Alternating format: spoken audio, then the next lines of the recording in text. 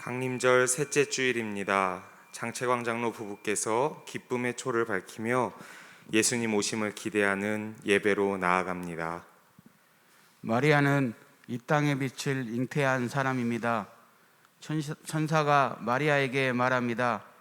성령이 내게 내려오시고 가장 높으신 분의 능력이 너를 감싸주실 것이다. 태어날 일은 거룩한 분, 하나님의 아들이라고 불릴 것이다. 하나님께서는 하지 못하실 일이 없다.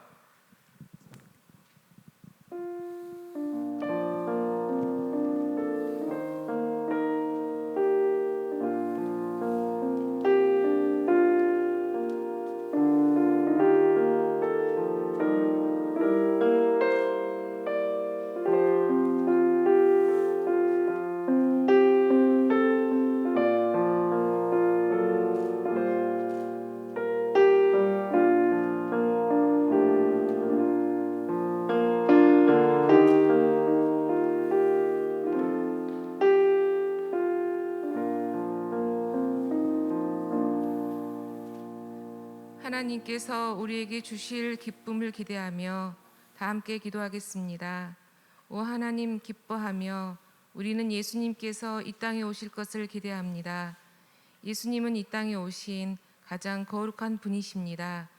예수님은 이 땅에 오신 살아계신 하나님의 아들이십니다. 이 초에서 나오는 빛처럼 그리스도의 축복이 우리에게 내리시어 우리의 길을 밝히시고 하나님의 진리로 우리를 인도하여 주소서. 우리가 간절히 기다리오니 이 세상 어둠 속에 그리고 우리에게 예수님의 생명을 내려주소서. 우리 주 예수 그리스도의 이름으로 기도합니다. 아멘.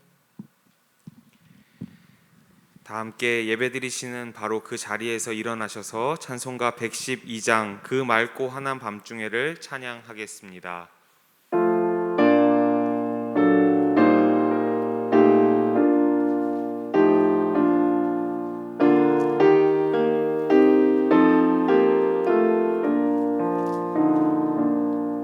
그 맑고 환한 밤중에 무천사 내려와 그 손에 빛 받들고서 다 찬송하기를 평강의 왕이 오시니 다 평안하여라. 그 소란하던 세상이 다 고요하도다.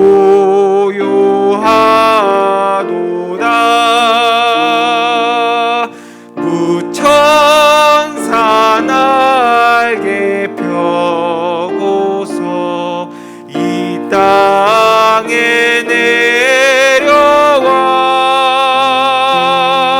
그때에 부른 노래가 또다시 들리니 이 슬픔 많은 세상에 큰 위로 넘치고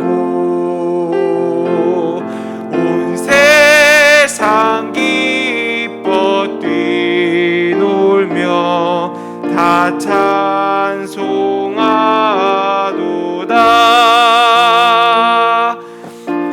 외로움 많은 세상에 짐지고 가는 자 그 험산 중명 넘느라 온몸이 고난아 이 죄악 세상 살 동안 새 소망 가지고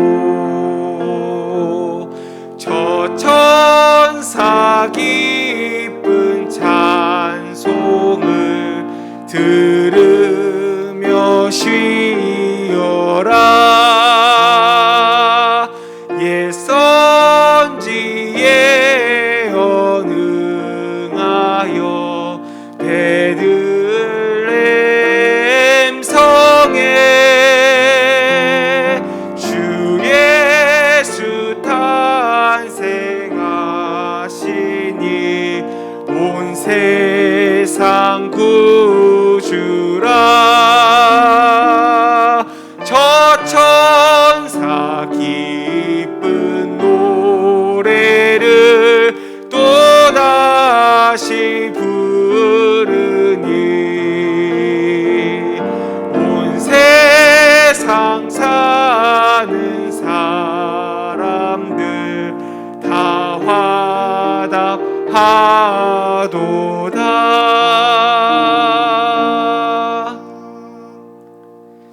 교독문 117번 함께 교독하겠습니다.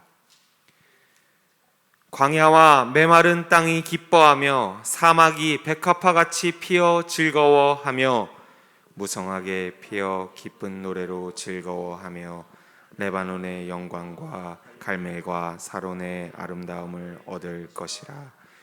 그것들이 여호와의 영광 곧 우리 하나님의 아름다움을 보리로다.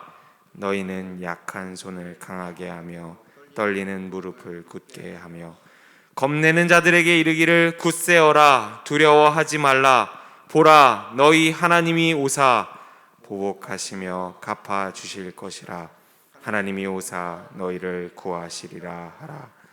그때의 맹인의 눈이 밝을 것이며 못 듣는 사람의 귀가 열릴 것이며 그때의 저는 자는 사슴같이 뛸 것이며 말 못하는 자의 혀는 노래하리니 이는 광야에서 물이 솟겠고 사막에서 시내가 흐를 것임이라. 뜨거운 사막이 변하여 못이 될 것이며 메마른 땅이 변하여 원천이 될 것이며 승냥이에 눕던 곳에 풀과 갈대와 부들이 날 것이며 거기에 대로가 있어 그 길을 거룩한 길이라 일컫는 바 되리니 깨끗하지 못한 자는 지나가지 못하겠고 오직 구속함을 입은 자들을 위하여 있게 될 것이라. 아멘. 다 함께 사도신경으로 우리의 신앙을 고백하겠습니다. 전능하사 천지를 만드신 하나님 아버지를 내가 믿사오며 그 외아들 우리 주 예수 그리스도를 믿사오니 이는 성령으로 잉태하사 동정녀 마리아에게 나시고 본디오 빌라도에게 고난을 받으사 십자가에 못 박혀 죽으시고 장사한 지 사흘 만에 죽은 자 가운데서 다시 살아나시며 하늘에 오르사 전능하신 하나님 우편에 앉아 계시다가 저리로서 산자와 죽은 자를 심판하러 오시리라.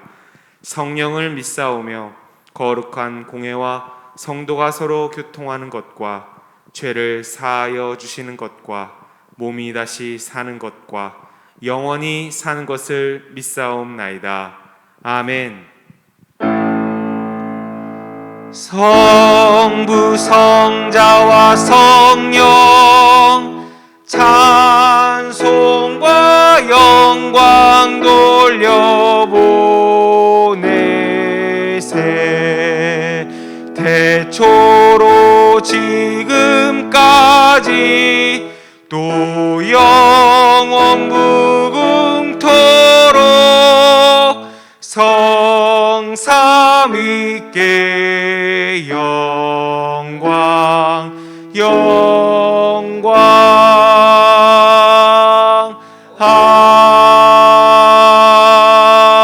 아멘.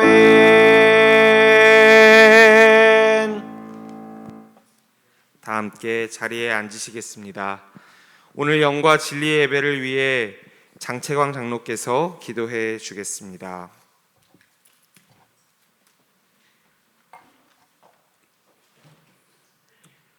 하나님, 하나님의 은혜와 사랑으로 한 주간 지켜 보호하여 주셨다가 이 땅에 재림주로 오실 예수님을 기다리는 대강절 셋째 주를 거룩한 성전에 모여 영과 진리의 예배를 드리게 하시니 감사드립니다. 벌써 한 해를 마무리하는 12월을 보내고 있습니다. 주께 기도하고 소원하며 간구했던 많은 기도 제목들이 있었는데 지키며 온전히 행하며 살았는지 생각할 때 부족함만이 남는 시간이었음을 고백합니다. 이 대강절기에 다시 오실 예수 그리스도를 온전히 마음에 받아 잠자던 우리 영이 깨어 소생케 되는 은혜를 허락하여 주시옵소서.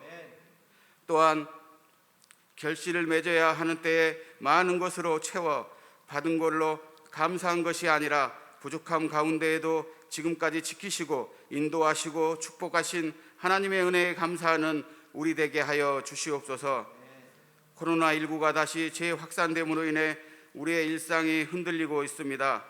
6월절 어린 양의 피를 문설주에 발랐을 때 환란이 타고 넘어갔듯이 이 땅의 왕으로 오신 예수님, 우리 마음에 모시고 간절히 기도함으로 나아갈 때 우리 앞에 놓인 환란과 두려움과 떨림 모두 비켜갈 줄 믿습니다. 특별히 영아부에서 청년부에 이르기까지 우리 제1의 다음 세대들이 기도의 끈, 말씀의 끈을 팽팽하게 붙잡고 예배의 승리자가 되는 믿음의 자녀들 되게 하여 주시옵소서. 오늘 새롭게 주의 일꾼들이 선출되는 당회가 있습니다. 방역수칙을 철저히 준수하여 처음부터 마치는 시간까지 안전하고 은혜롭게 잘 치러지도록 인도하여 주시옵소서. 이 시간 말씀 들고 단위에 서실 담임 목사님 영육간 강건함 허락하시고 성령 충만함으로 말씀 선포되어질 때에 참 평안과 위로가 우리들 마음에 있게 하여 주시옵시고 회복의 역사가 넘치게 하여 주시옵소서. 날씨가 많이 추워지고 눈이 오고 있습니다. 몸이 아픈 성도들, 대입과 취업, 군문에 가 있는 우리 자녀들 늘 주의 품에 품어주시어 이 땅의 소망이 아니라 하늘의 소망, 비전 품고 살아가는 주의 성도 되게 하여 주시옵소서. 하늘 영광 버리고 낮고 낮은 말 구유로우신 우리 주 예수 그리스도 이름으로 간절히 기도합니다. 아멘.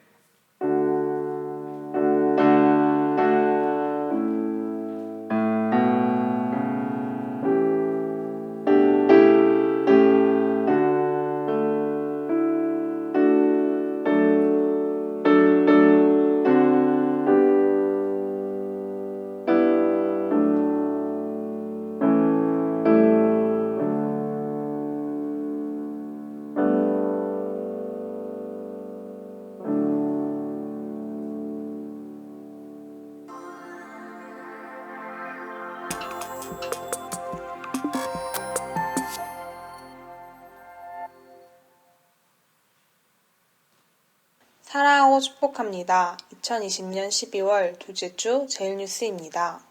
코로나19 재확산 방지를 위해 모든 예배를 미디어 예배로 드립니다. 코로나19 재확산 위험이 높아짐에 따라 사회적 거리두기가 강화되어 시행되고 있습니다. 매일 기도회, 수요 행복한 예배, 주일 예배는 수원제일교회 유튜브 채널을 통해 시청하실 수 있으며 가정 예배문을 통해서도 예배하실 수도 있습니다. 각 가정에서 경건하게 예배드리시기 바랍니다. 올해 성탄 전야에는 유튜브 채널에서 보이는 라디오로 만납니다. 올해는 코로나19로 인하여 함께 모일 수는 없지만 12월 24일 목요일 오후 7시 수원제일 유튜브 채널에서 보이는 라디오를 진행합니다. 여러분과 함께 만들어가는 보이는 라디오의 사연을 받습니다. 성탄절 재미있는 에피소드, 감동이 되었던 에피소드 등 추억하고 싶은 사연이 있다면 보내주시기 바랍니다. 또한 내가 듣고 싶은 신청곡을 12월 19일까지 교역자에게 전달해 주시기 바랍니다. 사연이 채택되신 분들에게는 선물을 드리오니 많은 참여 바랍니다. 모임 및 기타 안내입니다. 2020년 당회가 오전 10시에 베델 성전에서 있습니다. 12월 여선교회 연합속회는 코로나로 인하여 없습니다. 기부금 납입 증명서 신청을 원하시는 분은 이름, 직분, 주민번호, 전화번호, 주소, 찾아가는 날짜, 헌금 합산 여부 등을 전화 또는 메일로 신청해 주시고 신청 후에는 교회를 방문하여 받아가시기 바랍니다. 문의는 사무실로 해주시기 바랍니다. 꽃꽂이 장학헌금을 김정순 권사께서 수술 잘 마치게 하심을 감사하며 드렸습니다. 오경신 권사께서 지켜주시고 보호하여 주셔서 감사하며 드렸습니다. 이경진 성도, 박동성 권사께서 창규와 설이의 결혼을 감사하며 드렸습니다. 이영희 집사께서 범사에 감사하며 드렸습니다. 최덕선 장로, 조청자 권사께서 지금까지 지켜주심에 감사하며 드렸습니다. 홍승호 집사, 박상미 권사께서 고 한정자 권사 천국 환송에 감사하며 드렸습니다. 한 주간도 승리하시는 제일가족 되시기 바랍니다. 감사합니다. 오늘 우리에게 주시는 하나님의 말씀은 베드로전서 1장 3절에서 9절까지의 말씀입니다. 베드로전서 1장 3절에서 9절까지의 말씀입니다. 제가 가진 성경 신약성경 377쪽에 있습니다. 우리 주 예수 그리스도의 아버지 하나님을 찬송하리로다. 그의 많으신 긍휼대로 예수 그리스도를 죽은 자 가운데서 부활하게 하심으로 말미암아 우리를 거듭나게 하사 산 소망이 있게 하시며 썩지 않고 더럽지 않고 쇠하지 아니하는 유업을 잊게 하시나니 곧 너희를 위하여 하늘에 간직하신 것이라. 너희는 말세에 나타내기로 예비하신 구원을 얻기 위하여 믿음으로 말미암아 하나님의 능력으로 보호하심을 받았느니라. 그러므로 너희가 이제 여러 가지 시험으로 말미암아 잠깐 근심하게 되지 않을 수 없으나 오히려 크게 기뻐하는도다. 너희 믿음의 확실함은 불로 연단하여도 없어질 금보다 더 귀하여 예수 그리스도께서 나타나실 때에 칭찬과 영광과 존귀를 얻게 할 것이니라. 예수를 너희가 보지 못하였으나 사랑하는도다. 이제도 보지 못하나 믿고 말할 수 없는 영광스러운 즐거움으로 기뻐하니 믿음의 결국 곧 영혼의 구원을 받음이라. 아멘. 오늘 예배를 위하여 예울림 찬양대와 드림 오케스트라가 큰일 행하셨네 라는 제목의 찬양으로 하나님께 영광 돌리겠습니다. 이 찬양은 2019년 12월 8일 2부 예배 찬양 영상입니다.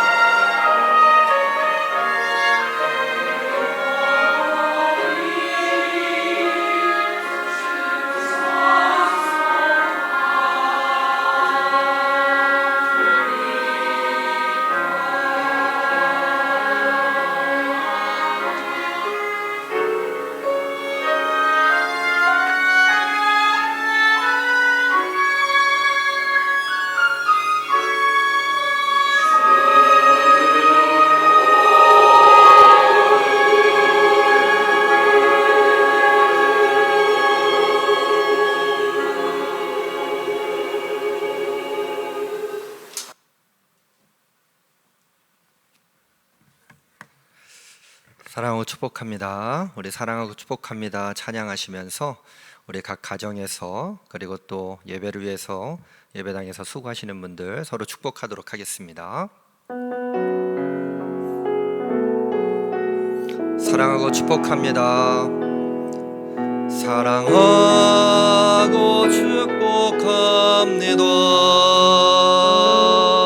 주님을 위해 드리는 삶, 아름다운 당신의 그 삶을 사랑하고 축복합니다. 우리 가족들을 생각하며 사랑하고 축복합니다. 사랑하고 축복합니다. 주님을 위해 드리는 삶, 아름다운 당신의 그 삶을 사랑하고 축복합니다. 아름다운 나의 삶을, 아름다운 나의 삶을 사랑하고 축복합니다. 우리 하나님께 영광의 박수 올려드립니다. 아멘. 오늘은 강림절 세 번째 주일입니다. 오늘 저희들은 기쁨의 초를 켜게 되었습니다. 기쁨의 초의 의미는 사랑과 나눔입니다. 사랑과 나눔, 우리가 함께 모여서 사랑하고 또 나누고 또 기뻐하는 것이 마땅할 터인데, 이제 사회적 거리두기 2.5단계로 강화가 되면서 우리가 비대면 예배로 지금 드리고 있습니다. 하지만 우리의 영혼만큼은 주님께서 주신 그 은혜를 따라서 하나 되는 기쁨을 누리시기를 주님의 이름으로 간절히 축원합니다. 오늘 주보에 보면 한 주간의 묵상이 있어요. D.L. 무디 목사님께서 이런 영적인 고백을 하고 있습니다. 용기를 내라. 우리가 오늘 광야에서 걷지만 내일은 약속의 땅에서 걸을 것이다. 용기를 내라. 우리가 오늘 광야에서 걷지만 내일은 약속의 땅에서 걸을 것이다. 여러분, 우리들에게 이런 소망과 저희들에게 이런 기쁨이 넘쳐나기를 바랍니다. 그런데 오늘 우리가 읽었던 베드로서의 말씀을 읽어보면 사실 이 말씀 앞부분에 해당하는 광야의 삶이 다시 기록이 되어져 있습니다. 역사적으로 보면 AD 64년에 로마의 대화재가 발생하게 되었습니다. 네로 황제는 로마의 대화재를 기독교인의 소행으로 몰아가기 시작합니다. 뭔가 자신이 책임지지 않기 위해서 회피하는 행동을 하게 됩니다. 그때 베드로는 로마에 있었습니다. 로마에 있으면서 그가 박해 현장을 바라보며 이 기독교에 대한 박해가 이 로마에뿐만 아니라 이게 로마 제국 전역으로 이제 확산될 것이라고 하는 것을 직감하게 되었습니다. 그러면서 이제 펜을 들어서 편지를 썼던 것이 베드로서의 내용입니다. 그래서 베드로는 소아시아 일대에 흩어져 사는 모든 성도들에게 극심한 박해를 이겨낼 것을 권면하고 있고 그 이겨나가는 방법에 대해서 말을 하고 있는데요. 이 베드로서의 한 가지 주제를 이야기한다고 한다면 소망입니다. 특별히 그 소망 앞에 한자가 더 붙는데요. 산 소망, 살아있는 소망. 박해가 있을 때 우리가 희망을 버리지 말자, 절망하지 말자, 우리가 산 소망을 가지자. 그 산 소망은 바로 예수 그리스도니 예수 그리스도를 붙잡고 이 박해를 피해 가자고 권면하고 있었던 것입니다. 오늘 우리가 읽지는 않았지만 이 베드로는요, 베드로서 1장 1절의 말씀을 통해서 특별한 용어를 좀 사용을 하고 있어요. 특별히 흩어져 있는 많은 기독교인들을 향해서 편지를 쓰면서 특별한 용어를 사용하고 있는데, 베드로전서 1장 1절의 말씀을 함께 받들어 읽겠습니다. 예수 그리스도의 사도 베드로는 본도, 갈라디아, 갑바도기아, 아시아와 비두니아에 흩어진 나그네, 여기 보니까 나그네라고 하는 표현이 있어요. 여러분, 세상적인 나그네를 생각해 본다면 나그네에 대한 그 단어의 뜻을 좀 긍정적으로 생각하시나요? 부정적으로 생각하시나요? 저는 먼저 나그네 그러면 좀 불쌍한 생각이 듭니다. 처량합니다. 애초롭습니다. 그리고 누군가 낯선 나그네가 뭐 교회 이렇게 와서 하룻밤 좀 자자 그러면 예전에야 문을 활짝 열어줬지만 지금은 세상이 어떤 세상입니까? 정말 낯선 사람을 이렇게 확 받아들이기가 쉽지 않은 상황이니 두려운 생각도 들 거예요. 그리고 그 사람에 대한 신뢰가 아마 현격히 떨어지는 것을 아마 느낄 수 있을 것 같아요. 여기 굳이 왜 베드로 전서 1장 1절의 말씀을 시작하며 이 베드로는 나그네라고 하는 특별한 용어를 사용하고 있을까? 우리가 세상적으로 나그네에 대한 개념이 그렇게 좋지는 않은데 왜 굳이 나그네? 그리고 여기 보니까요, 흩어진 나그네라고 돼 있어요. 더 불쌍하지 않습니까? 나그네가 그래도 한둘이 말벗을 할 수 있는 사람이 있으면 좋은데 그렇지 못한 상황, 서로 흩어져 있는 나그네들에게 편지하고 있어요. 함께하지 못함에 대한 애처로움과 나그네라고 하는 용어가 가져다는 불쌍함이 이 베드로전서 1장 1절의 말씀을 시작하면서 우리들에게 전달되어지고 있습니다. 그런데 이 나그네는요, 어떤 의미를 가지고 있는지 곧바로 베드로전서 1장 2절의 말씀을 통해서 우리들에게 이 나그네는 이런 사람들이다 라고 정리를 해주고 있어요. 베드로전서 1장 2절의 말씀 함께 읽겠습니다. 곧 하나님 아버지의 미리 아심을 따라 성령의 거룩하게 하심으로 순종함과 예수 그리스도의 핏부림을 얻기 위하여 택하심을 받은 자들에게 편지하노니 은혜와 평강이 너희에게 더욱 많을지어다. 택하심을 받은 자들이라고 그랬단 말이에요. 여러분, 제가 질문하고 싶습니다. 여러분, 나그네로 택하심을 받기를 원하십니까? 아니면 하나님의 자녀로 택하심을 받기를 원하십니까? 용어상으로 따진다면 하나님의 자녀로 택하심을 받는 것이 우리가 그렇게 원하고 바라고 기도하는 내용인데, 오늘 베드로전서 1장 2절의 말씀에 보니 택하심을 받은 자들, 특별히 나그네로 택하심을 받았다. 도대체 이게 어떤 의미를 가지고 있을까? 여러분, 베드로서를 읽다 보면 전서와 후서가 있는데요, 가장 유명한 베드로서의 구절이 어느 곳입니까? 베드로 전서 2장 9절과 10절의 말씀이에요. 우리 한번 베드로전서 2장 9절과 10절의 말씀 한번 또 찾아가지고 천천히 한번 받들어 읽어볼게요. 그러나 너희는 택하신 족속이요 왕같은 제사장들이요 거룩한 나라요 그의 소유가 된 백성이니 이는 너희를 어두운 데서 불러내어 그의 기이한 빛에 들어가게 하신 이에 아름다운 덕을 선포하게 하려 하심이라. 너희가 전에는 백성이 아니더니 이제는 하나님의 백성이요 전에는 긍휼을 얻지 못하였더니 이제는 긍휼을 얻은 자니라. 여러분, 너무나 유명한 말씀 아니에요? 택하신 족속, 왕같은 제사장, 거룩한 나라, 그의 소유된 백성, 이 네 가지의 정체성. 그러면서 5절의 말씀에 보니까 너희가 전에는 백성이 아니더니 그랬어요. 백성이 아니더니 이제는 하나님의 백성이요. 성경에 말하고 있는 나그네는요, 바로 택한 족속, 왕같은 제사장, 그의 소유된 백성, 하나님의 백성이며 또 거룩한 나라로 세워진 사람들이라고 하는 것을 가르쳐주고 있습니다. 베드로는요, 이 땅에서 나그네와 같은 흩어진 사람들의 신세, 디아스포라라고 이야기하죠. 이 디아스포라들의 신세를 영적으로 승화시켜주고 있고, 박해 가운데 나는 과연 어떤 사람인가, 나는 어떻게 살아갈 것인가 이렇게 방황하는 영혼들을 향해서 그들에 대한 정체성을 분명하게 선언해주고 있습니다. 영적으로는 하나님의 택하심을 받은 거룩한 족속이며 영원한 기업인 천국을 향해 순례의 길을 가는 거룩한 나그네라는 영적인 정체성을 거듭거듭 확인시켜주고 있습니다. 거룩한 나그네, 거룩한 나그네. 이 거룩한 나그네는요, 다름 아닌 성도라고 하는 뜻입니다. 성도, 거룩한 무리들. 여러분, 오늘 우리들에게 다시 한번 질문할 수 있을 것 같아요. 코로나19의 상황 가운데 나는 누구인가? 우리는 누구인가? 세상적으로 불쌍하고 안쓰러운 그런 나그네로 지금 살아가고 있는가? 아니면 나 자신에 대해서 그런 불쌍한 나그네라고 한탄하고 있는가?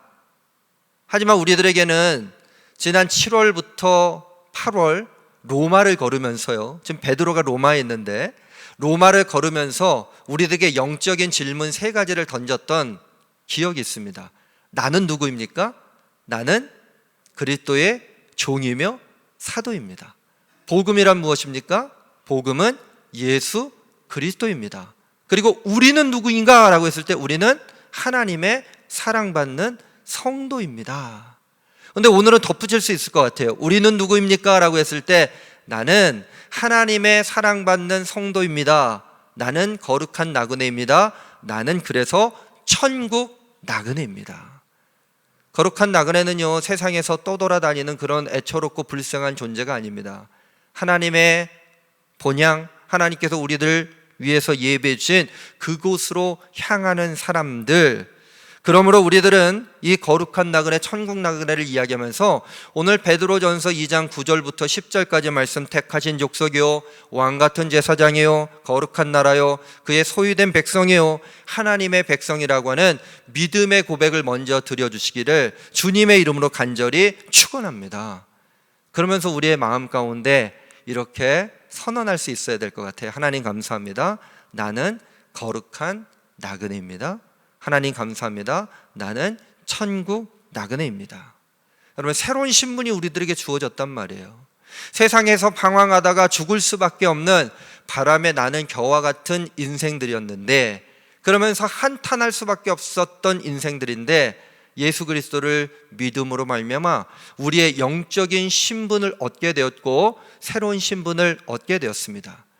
그러면서 이제 베드로는요, 베드로 전서 1장 3절부터 9절까지의 말씀을 통해서 이 거룩한 나그네들이 받은 선물에 대해서 세 가지를 이야기해 주고 있어요.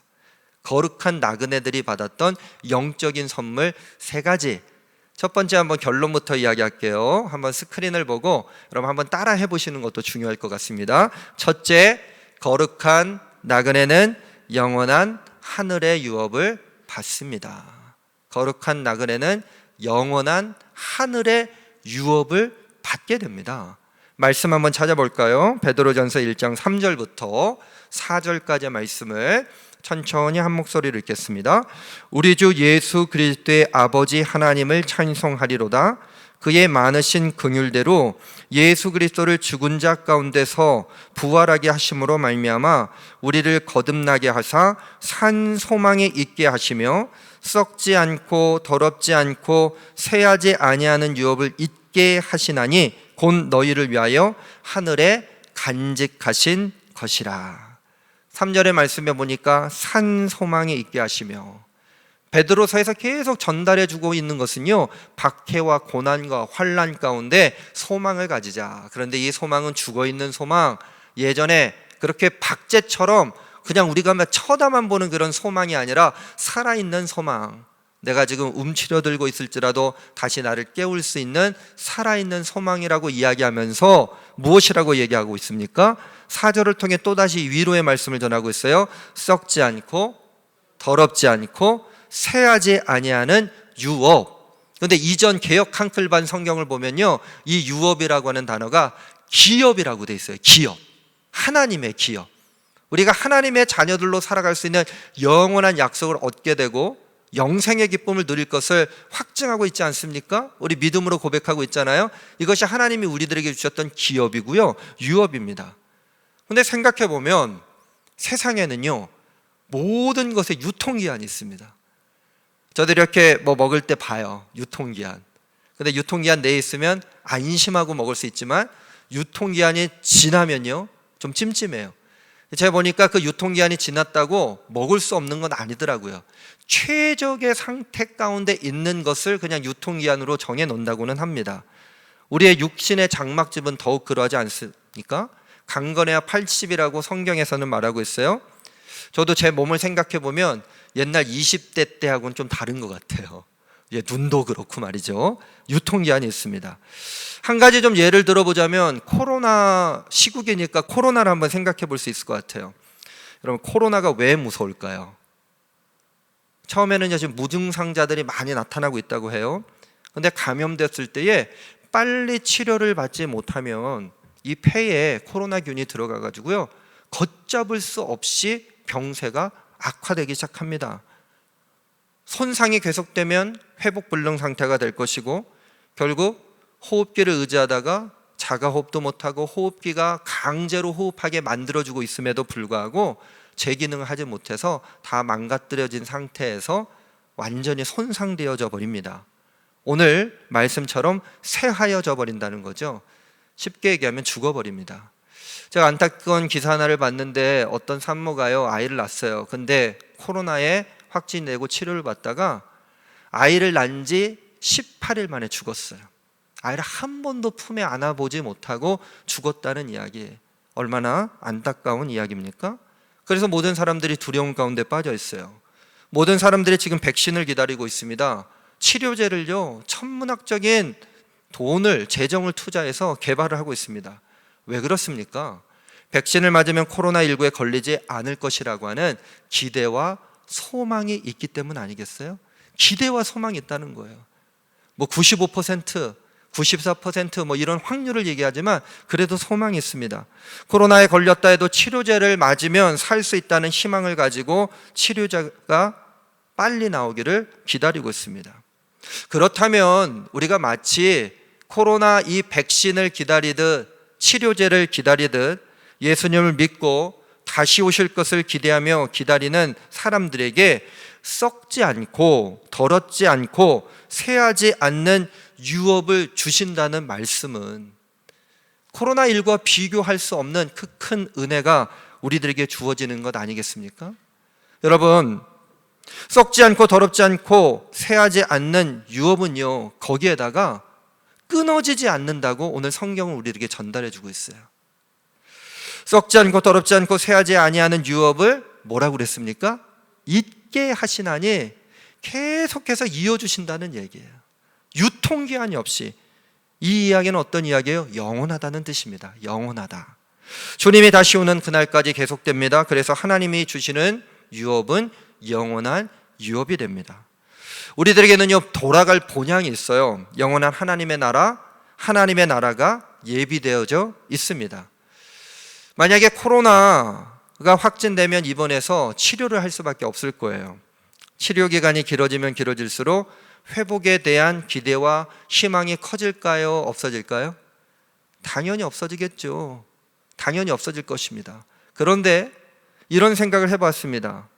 그러나 안타깝게도요, 회복에 대한 소망과 기대는 점점점 희미해지고 없어지는데 집에 돌아가고 싶은 마음은 더 커지지 않겠어요? 왜 그렇습니까? 왜 집에 가고 싶습니까? 그럼 이유를 말하지 못할 것 같아요. 왜요? 그냥 내 집이니까요. 집이니까 돌아가고 싶은 것입니다. 우리에게도 영적으로 돌아갈 본향이 있음에 감사해야 합니다. 이 땅에서 그냥 나그네로 살아가는 것이 아니라 우리가 돌아갈 영원한 하늘의 유업에 있음에 감사해야 합니다. 로마의 박해 속에서 베드로나 흩어진 사람들, 디아스포라들은 불쌍하고 애처로운 나그네였을지 몰라요. 하지만 그리스도께서 다시 오심을 기대하며 기다리는 산 소망을 가진 믿음의 사람들은 영원한 하늘의 유업을 영적인 선물로 받았습니다. 그러므로 주님께서 우리들에게 주시는, 거룩한 나그네에게 주시는 그 영적인 선물을 다시 한번 바라보며 세상의 나그네가 아닌 거룩한 나그네, 천국 나그네가 되어 영원한 하늘의 유업을 받았음에 감사하는 우리 모든 제일가족들 되어지기를 주님의 이름으로 간절히 축원합니다. 영원한 하늘의 유업이 우리들에게 있다. 돌아갈 본향이 있다. 두 번째는 어떤 영적인 선물을 하나님께서 주셨을까요? 한번 같이 선언해 보겠습니다. 둘째, 거룩한 나그네는 잠깐 근심할 수 있으나 오히려 크게 기뻐합니다. 잠깐 근심할 수 있으나 크게 기뻐합니다. 우리는 거꾸로의 삶을 살아가잖아요. 잠깐 기뻐합니다. 근데 오히려 크게 근심하는 삶. 오늘 말씀 한번 볼까요? 5절과 6절의 말씀입니다. 베드로전서 1장 5절과 6절의 말씀. 너희는 말세에 나타내기로 예비하신 구원을 얻기 위하여 믿음으로 말미암아 하나님의 능력으로 보호하심을 받았느니라. 그러므로 너희가 이제 여러 가지 시험으로 말미암아 잠깐 근심하게 되지 않을 수 없으나 오히려 크게 기뻐하는 도다. 5절의 말씀에 보니까요, 거룩한 나그네는 하나님의 능력으로 보호하심을 받게 되었다 말하고 있어요. 그리고 그 보호하심으로 인해서 결국 6절의 말씀처럼 여러 가지 시험으로 잠깐 근심할 수밖에 없지만 오히려 크게 기뻐하게 됩니다. 베드로를 생각해 보면요, 소아시에 흩어진 나그네들에게 편지를 쓰면서 아마 옛날 생각이 좀 나지 않았을까 싶어요. 저도 뭐 이렇게 편지 같은 거 쓰거나 글을 쓸 때 미래에 대한 기대와 소망도 있지만 옛날 생각을 좀 하기도 합니다. 마태복음 4장 18절 20절에 그 옛날 생각이 담겨져 있는데, 마태복음 4장 18절부터 20절 제가 받들어드릴게요. 갈릴리 해변에 다니시다가 두 형제 곧 베드로라 하는 시몬과 그의 형제 안드레가 바다에 금을 던지는 것을 보시니 그들은 어부라.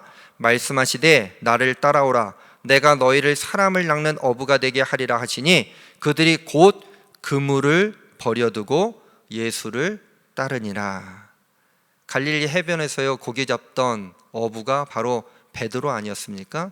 베드로가 그의 형제 안드레와 함께 더불어 그물을 던지고 있단 말이에요. 근데 예수님께서 뭐라고 얘기하십니까? 나를 따라오너라. 내가 너희를 사람을 낚는 어부가 되게 하리라. 여러분, 만약 여러분들이 베드로나 안드레였다면 이 이야기가 어떻게 들리셨을 것 같아요? 사람을 낚는 어부? 전혀 생뚱맞은 개념 아니에요? 나는 고기를 낚는 사람인데 사람을 낚는 어부로 만들어준다니, 뭐 인신매매범? 뭐 이런 어설픈 생각도 할 수 있지 않았을까요? 그런데 더 이상한 것은 그들을 부르시는 예수님의 말씀도 당시의 상황을 생각해 보면 좀 이상한데, 더 이상한 것은 베드로와 안드레가 그물을 버려두고 예수님을 따라갔다는 대목입니다. 성경에는요, 그물을 던져두고라고 표현하고 있지 않아요. 그물을 어떻게 했다고요? 그물을 버렸다 표현하고 있어요. 아니, 왜 예수님이 그렇게 부르실 때에 그물을 내려놓고 그물을 던져놓고 표현해도 되는데 왜 굳이 그물을 버려두고라고 표현하고 있을까? 여기에 그의 삶의 변화, 정체성, 새로운 신분을 가지게 됨에 대한 은혜가 담겨져 있습니다. 베드로가요, 그물을 버렸을 때에 근심이 없었을까? 가정을 어떻게 이끌어갈까 하는 염려가 없었을까? 아마 많은 고민들이 있지 않았을까 싶습니다. 그런데 왜 굳이 그러함에도 불구하고 그 근심 가운데 예수님을 따라갈 수 있었을까? 예수님을 신뢰했기 때문입니다. 그리고 그 마음 가운데 저분이라면 나를 책임져 주실 수 있을 것이라고 하는 확신이 들었을 거예요. 보호하심에 대한 생각이 들었을 것입니다. 참 희한한 일 아닙니까? 그물을 버렸는데요, 세상의 연결고리는 다 버려버렸는데 기쁨과 기대와 소망과 그분을 향해서 신뢰가 생기기 시작한다니 참으로 이상한 일이었었습니다. 그렇게 예수님을 따라 나선 후에 근심이 또 없었을까? 여러분, 베드로 이야기 잘 알지만요, 저는 또 한 장면이 떠올랐어요. 마가복음 4장 35절부터 39절까지의 말씀입니다. 그날 저물 때에 제자들에게 이르시되 우리가 저편으로 건너가자 하시니 그들이 무리를 떠나 예수를 배에 계신 그대로 모시고 가매 다른 배들도 함께 하더니 큰 광풍이 일어나며 물결이 배에 부딪혀 들어와 배에 가득하게 되었더라. 예수께서는 고물에서 베개를 베고 주무시더니 제자들이 깨우며 이르되 선생님이여 우리가 죽게 된 것을 돌보지 아니하시나이까 하니 예수께서 깨어 바람을 꾸짖으시며 바다더러 이르시되 잠잠하라 고요하라 하시니 바람이 그치고 아주 잔잔하여 지더라. 여러분, 갈릴리 호수 저편에서 이 편으로 건너가게 되는데요, 배를 탔어요. 풍랑입니다. 호숫가에 풍랑이 일어봤자 얼마나 크겠어 라고 얘기할 수 있겠지만 저도 풍랑을 한번 경험해 본 적이 있거든요. 물이 대단하게 치기 시작합니다. 멀미가 날 정도로 말이죠. 그런데 그 광풍이 불어일자 제자들이 놀랬죠. 근심하기 시작합니다. 근데 예수님은 어떻게 하셨어요? 고물에서 주무시는데 그것도 편안히 베개를 베면서 주무시는 거예요. 난리가 났을 겁니다. 야, 예수님한테 어떻게 좀 가서 뭐라고 좀 얘기 좀 해봐. 그럼 누가 갔을까요? 베드로가 아마 갔을 거예요. 막 찔르니까요. 베드로도 무섭고 떨리는데 예수님께 갔습니다. 그러면서 예수님, 우리가 죽게 된 것을 왜 돌보시지 않냐 하십니까? 아무것도 안 하십니까? 예수님께서 아무런 일이 없었던 것처럼 일어나셔서 바다를 향해서 꾸짖기 시작합니다. 잠잠하라, 고요하라. 만약에요, 베드로가 예수님께서 너 그물을 버려두고 나를 따르라 라고 하는 그 장면에서 순종하지 않았다면 인간적인 걱정들, 우리 가족들은 어떡하라고? 사람을 낚는 어부가 뭐야? 난 그런 일 할 사람이 아니야 라고 하면서 그 소리에 귀담았지 않았다면 그가 크게 누릴 영광을 받지 못했을 것입니다. 두 번째로요, 이 근심이 많은 이 풍랑이 있는 배 안에서도요, 그가 만약 도망쳤다면 그는 장차 그의 이름을 통해서 받게 될 영광을 누리지 못했을 것입니다. 여러분, 평소에는 잘 몰라요. 이게 진짜 기쁨인지 가짜 기쁨인지 평소에는 잘 모릅니다. 근심과 고난이 불현듯 풍랑처럼 찾아와 우리들을 흔들어 버릴 때가 있지 않습니까? 우리를 온통 아무 생각 없이 흔들어낼 때가 있어요. 바로 이때 진짜와 가짜가 구별되는 때인 줄로 믿습니다. 베드로도요, 처음부터 기뻐했던 것은 아니었을 거예요. 예수님의 부름을 받고 풍랑 가운데 근심했지만 결국 주님의 영광 가운데 거하며 큰 기쁨을 누리게 되었습니다. 그 예를 들어본다면 베드로는요, 소아시아에 흩어져 있는 나그네들을 향해서 그렇게 편지하고 있지 않습니까? 오늘의 본문 6절에 나와 있는 그대로, 사랑하는 여러분, 우리가 잠깐 근심할 수 있으나 오히려 그것은 큰 기쁨이 되어질 것입니다. 왜냐하면 제가 그런 경험을 했기 때문입니다. 제가 예수님의 제자로 살면서 거룩한 나그네의 삶, 천국 나그네의 삶을 만끽한 장본입니다. 사랑하는 성도 여러분, 거룩한 나그네는요, 잠깐 근심할 수 있으나 오히려 크게 기뻐함을 믿고 베드로의 삶을 보면서, 그리고 오늘 소아시아에 흩어진 거룩한 나그네, 천국 나그네들에게 권면하는 말씀이 바로 나에게 주시는 말씀 되어지기를 주님의 이름으로 간절히 축원합니다. 잠깐 근심할 수 있으나 오히려 큰 기쁨을 주시는 하나님의 은혜, 예수님의 사랑하심, 그래서 우리는 기뻐해야만 하는 것입니다. 세 번째, 어떤 영적인 선물을 받을 수 있었을까요? 셋째, 한번 같이 선언하겠습니다. 셋째, 거룩한 나그네는 결국 칭찬과 존귀와 영광을 얻습니다. 거룩한 나그네는요, 결국 칭찬과 존귀와 영광을 얻습니다. 7절부터 9절까지의 말씀이에요. 함께 받들어 읽겠습니다. 너희 믿음의 확실함은 불로 연단하여도 없어질 금보다 더 귀하여 예수 그리스도께서 나타나실 때에 칭찬과 영광과 존귀를 얻게 할 것이니, 예수를 너희가 보지 못하였으나 사랑하는도다. 이제도 보지 못하나 믿고 말할 수 없는 영광스러운 즐거움으로 기뻐하니 믿음의 결국 곧 영혼의 구원을 받음이라. 베드로는요, 산 소망, 참 소망을 가지고 영원한 하늘의 기업을 받았습니다. 그래서 잠깐 근심할 수는 있었으나 오히려 결국에는 기뻐하는 삶을 살게 되었습니다. 그리고 그 마음을 전달하고 있는 거예요. 하나님께서 거룩한 나그네인 성도들에게 주시는 복을 누리고 또 누렸습니다. 그리고 소아시아에 있는 이 많은 사람들에게 그래서 자신만만하게 선언하고 있습니다. 7절, 8절, 9절의 말씀을 다시 정리해 보자면 이런 이야기 아니겠어요? 우리는 불로 연단하여도 없어질 금보다 더 귀합니다. 예수님이 다시 오실 때 칭찬과 영광과 존귀를 얻을 것입니다. 예수님을 사랑하다 보니 말할 수 없는 즐거움으로 기뻐합니다. 믿음의 결국엔 영혼 구원을 받았습니다. 이 말씀을 정리하면서 읽는데요, 성지순례하면서 갔었던 한 장소가 좀 떠올랐어요.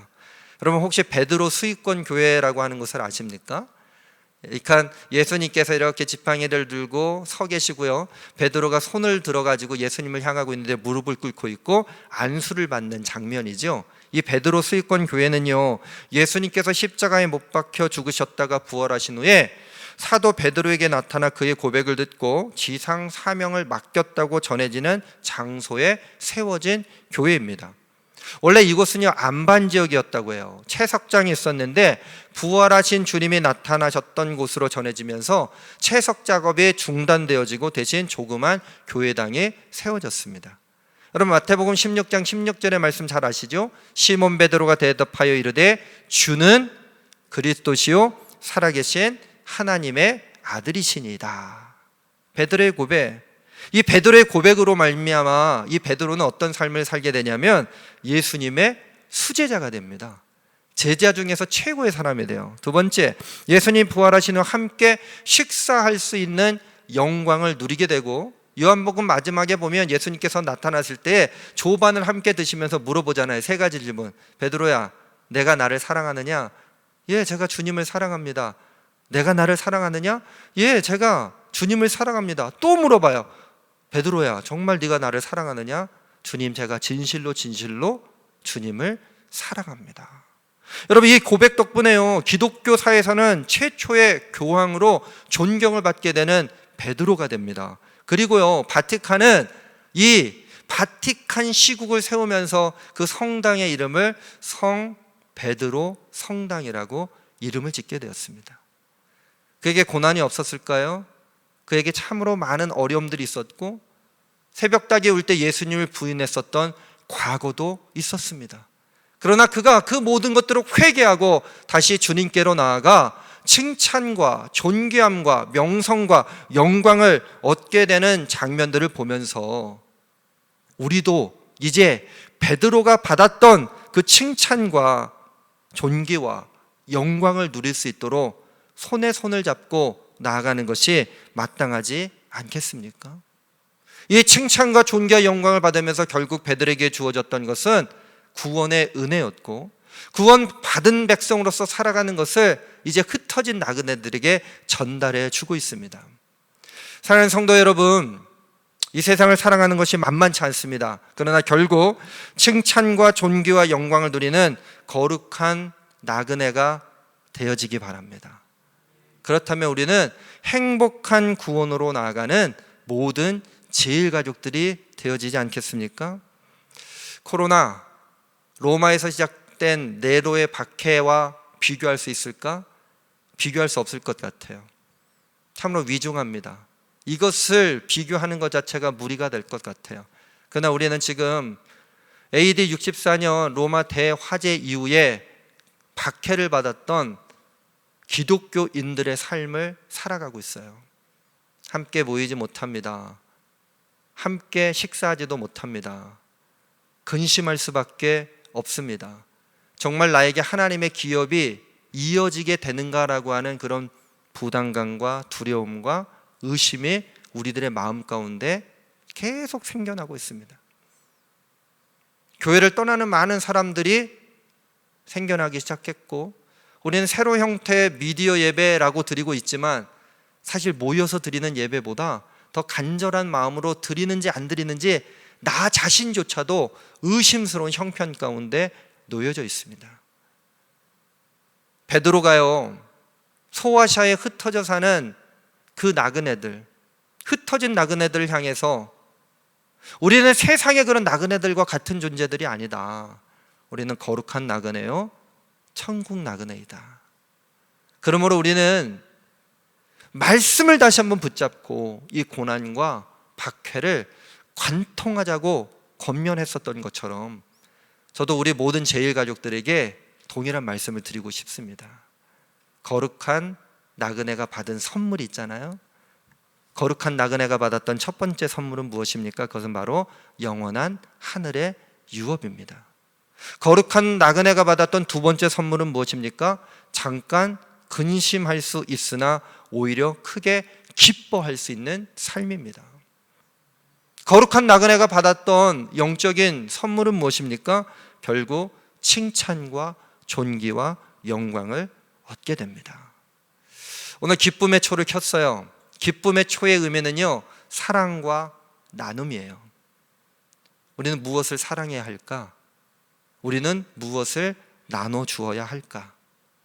우리가 거룩한 나그네로 부름을 받고 새로운 영적인 신분을 받아서 우리들에게 그 영원한 하늘의 유업과 잠깐 근심할 수 있으나 오히려 큰 기쁨과 결국 칭찬과 존귀와 영광이 주어졌다면 이 모든 것을 이 강림절기에 예수 그리스도의 이름으로 나누는 것이 필요하지 않겠습니까?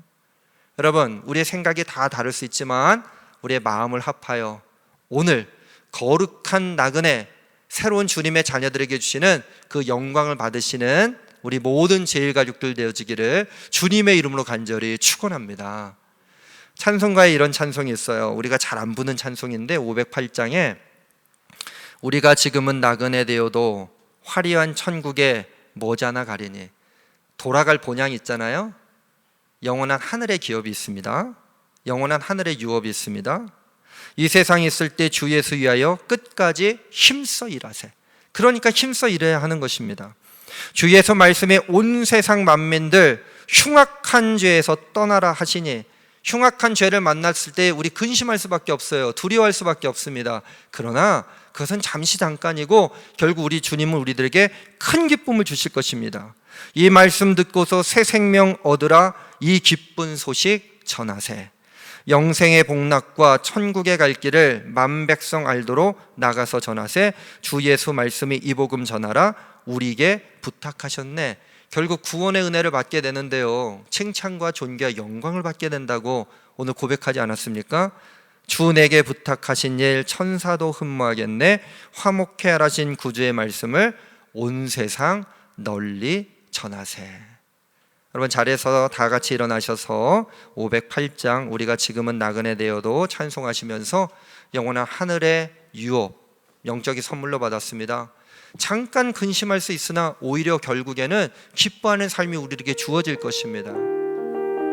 우리 이 세상을 살아가는 것이 결코 만만치 않지만, 그러나 그러함에도 불구하고 우리는 칭찬과 존귀와 영광을 받고 거룩한 하나님 나라의 구원받은 백성으로 살아가게 될 것을 결단하시면서 함께 찬송하겠습니다.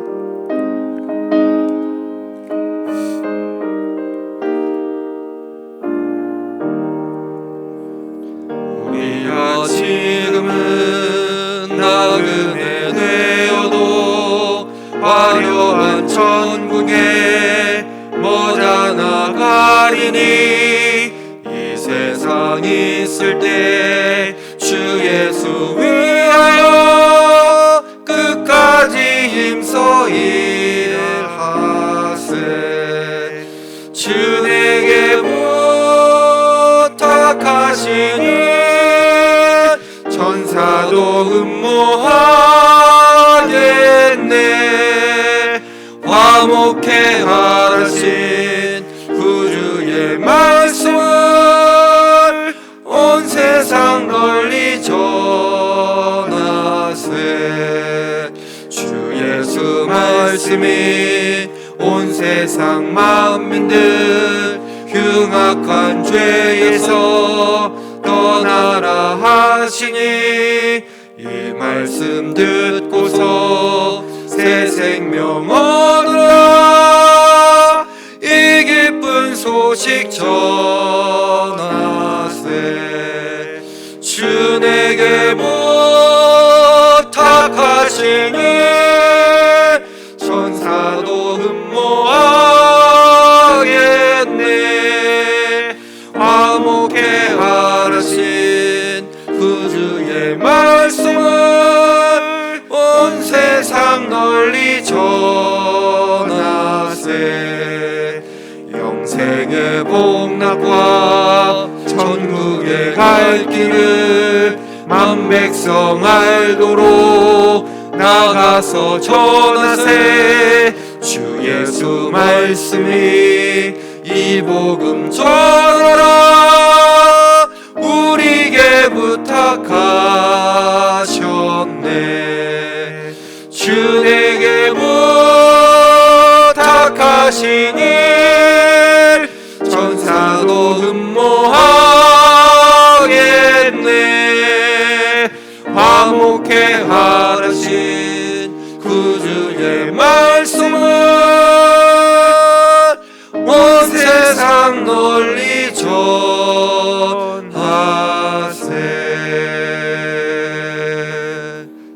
하나님 감사합니다.